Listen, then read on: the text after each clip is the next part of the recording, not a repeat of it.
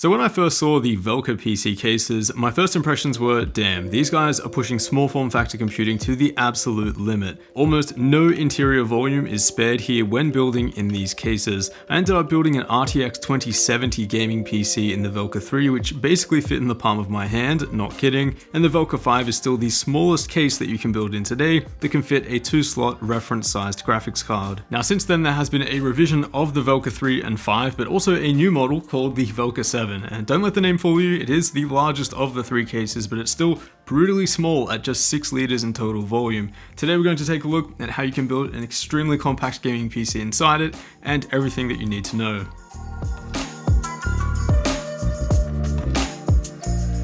Alright, so a quick brief for those of you who aren't aware of these cases. Plainly, these are some of the smallest PC cases that you can build in today. The Velka 3 is the smallest, coming in at just 4 liters in volume, supporting a graphics card up to 175mm in length. Then we have the Velka 5, where 270mm long cards can fit at just 5 liters in volume. And finally, the one that we're building in today, the Velka 7, which has graphics card support up to 289mm and CPU cooler clearance up to 47mm. The materials used are also substantially stronger than the first iterations that I reviewed a couple of years ago, with much thicker panels this time around. In terms of the panel quality and the strength of the case, I'd easily put this up there with other high quality aluminium cases like the Ncase M1 and the Dan A4. But one of the biggest updates since the first revision is that the I/O for the Velka 5 no longer spews out the top like it did before. It now exits straight out the back. However, to actually achieve this in the Velka 5 and 7, the PCIe riser cable needs to be folded in the weirdest way that I've ever seen. If you're wondering, this doesn't affect the signal or the performance, but for the sake of the integrity of the cable, try and get this right the first time. Thankfully, once you install your graphics card, that ugly fold is out of the way, and we can just pretend that we didn't have to do that. Also, unfortunately, yes, the PCIe riser cable is just a Gen 3 cable, so if you're using a motherboard and GPU with PCIe Gen 4, which all current gen parts do, you will want to additionally invest in a 4.0 riser to avoid any issues. Luckily, I did not run into any issues with this Gen 3 cable in this build, but I'd consider myself pretty lucky after the disasters that I've experienced with similar setups. Then, since the GPU I/O is at the rear but facing upwards, we have to use these DisplayPort and HDMI extension cables. These need to be folded like shown and then screwed into the slots at the back of the case. Now, there is a downgrade to using these extensions. If you were planning on using the HDMI 2.1 port on an RTX 30 series or Radeon 6000 series GPU, that won't be possible here, seeing as the port gets downgraded to HDMI 2.0. I did test this on my LG CX, and while the 4K 120Hz option is there, it can't be successfully enabled. DisplayPort, on the other hand, seems to be working fine despite the extension supposedly only being DisplayPort 1.2.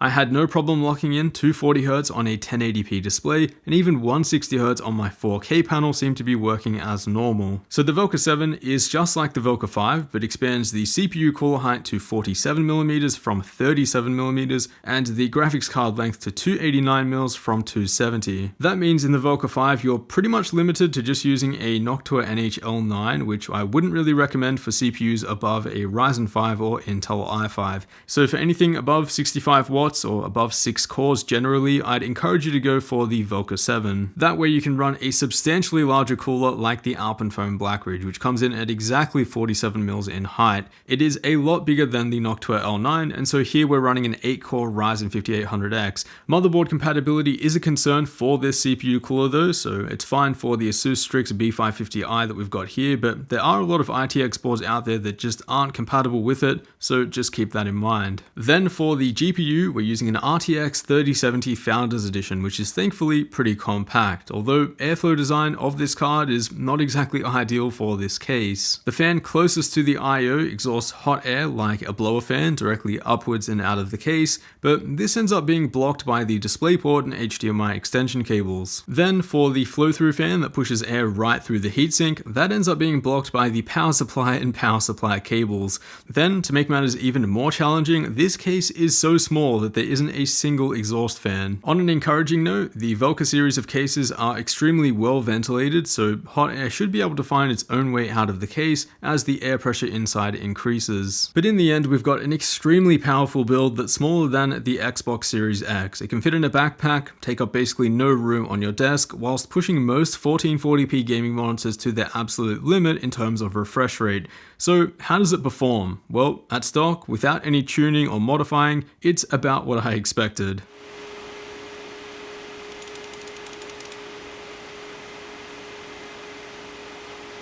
The RTX 3070 is having a hard time in there for sure. Although thermals are acceptable at 78 degrees C, the fan speed was really loud at over 2700 RPM as you saw.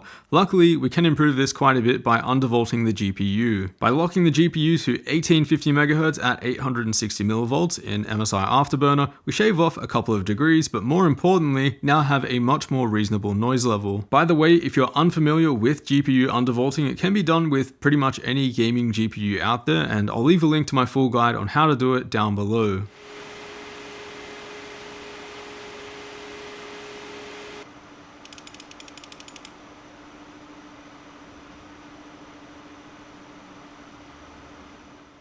As for the CPU, on the other hand, the Ryzen 5800X probably wasn't the best pairing for this compact build. After all, it is the hottest of the 4 Ryzen 5000 CPUs. The reason for that is that it has the highest power per die rating out of all of them, sending around 125 watts here to just a single 8-core die. That also enables it to run the highest all-core clock speed out of the series as well, which with ideal cooling should sit around that 4.5 to 4.6 GHz mark, and we're a bit below that here with our low profile cooling, more like 4.2, although we can claw back some of that clock speed with a precision boost to undervolt, getting us pretty close to ideal performance. In any case, you're looking at around 90 degrees C for the CPU at full load, which AMD says is perfectly fine and safe, but it does outline the limit of what is possible here. So I think this build configuration is definitely pushing the limit of what you can install and run in the Velka 7, which I'm happy that I installed it to kind of expose those limits, but if you're planning on doing something similar, it is doable, but I would probably recommend something a little bit more sensible and manageable, something like an RTX 3060 or 3060 Ti for the GPU, and then maybe a Ryzen 5 or Intel i5 for the CPU. And that's assuming that you need something this small and portable in the first place, which, let's be honest, most of us do not, especially in the current state of the world. But for those of you who do, and you need something that you can throw in a backpack, take to and from work or between multiple homes, this is the answer, the Velka 7. Full desktop graphics performance in under 6 liters. And if you need something even smaller, also consider the Velka 3 and 5, and definitely expect some builds within those two coming up as well. So of course I will leave these cases linked down below for those of you who are interested. As always, a huge thanks for watching, and I will see you all in the next one.